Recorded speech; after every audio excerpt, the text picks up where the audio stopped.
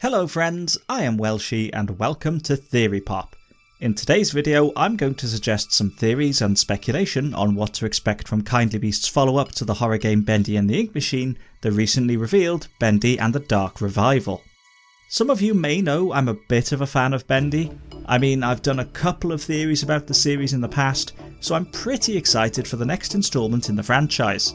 Let's get started. First, we know that the game is not a sequel to Bendy and the Ink Machine. Mike Mood, the CEO and co-founder of Kindly Beast, the developers behind the Bendy games, posted a tweet on the day the new trailer launched with the hashtag not a sequel, not a prequel, not bait him 2. The upcoming Dark Revival is not a sequel to the Ink Machine chapters, nor is it a prequel game, leaving us with the question of where it will fit in the Bendy series. There's a couple of possibilities. We could see something like the Final Fantasy games, where the main entries are generally standalone titles that share common themes and game mechanics, but with different plots and characters. This seems unlikely, however. In the lead up to the trailer's release, Joey Drew Studios' YouTube channel released multiple audio logs from characters we saw or heard from in the Ink Machine chapters. This likely means we'll see or hear from these characters again in Dark Revival, so the game must take place in the same universe and setting. What seems more likely to me is that it'll be more like the situations seen with Resident Evil 2 and Resident Evil 3.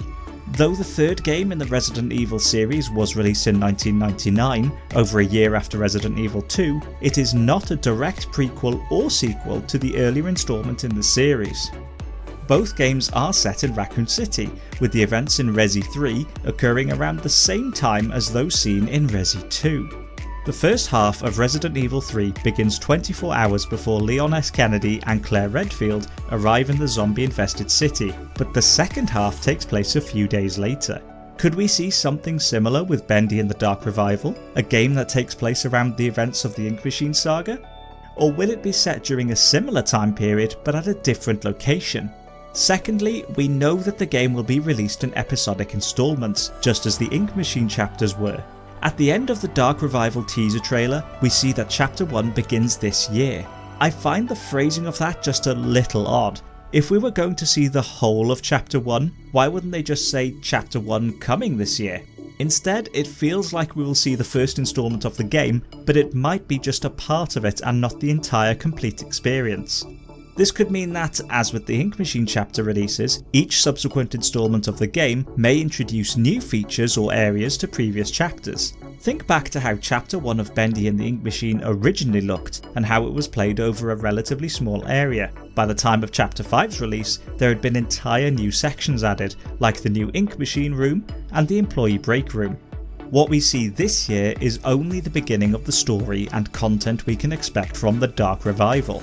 And if it makes use of the same time loop storyline as the Ink Machine game did, this could play into a longer, broader story that requires multiple playthroughs of each chapter to unlock additional lore or content. The trailer itself doesn't reveal much about the gameplay aspect of Dark Revival. We do see the Ink Machine as well as a figure, partially hidden by shadows, appear to attack the player. This likely indicates there will be similar combat or stealth gameplay mechanics as seen in the Ink Machine chapters. However, the main thing I want to focus on is what we hear the trailer's narrator tell us. Don't be afraid. Don't let the darkness take you. You may walk with angels or cower before demons, but one thing always remains.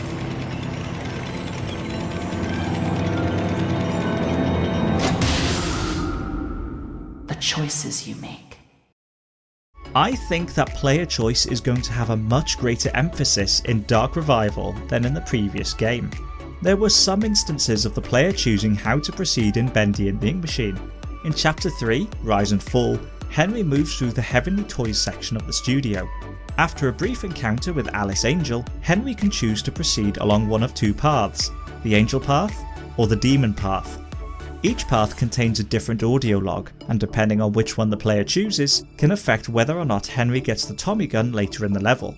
However, whatever choices the player makes, the story and ending of the game aren't really affected by them. Dark Revival may change that. I don't know if we're going to see telltale levels of character choices and consequences, but I certainly hope that the player's decisions throughout each chapter will affect subsequent chapters and the story.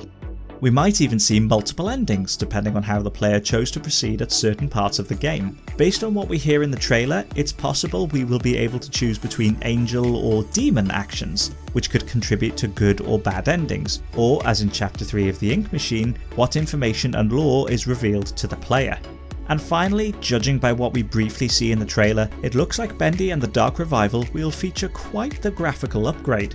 Bendy and the Ink Machine was by no means a bad looking game, and the visual style fit it perfectly, but the level of detail we see on the Ink Machine in this trailer is very impressive. Even the chains attached to the device appear highly detailed, with realistic swaying motion before the machine is pulled into view.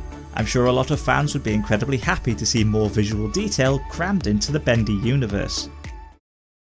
But what do you folks think?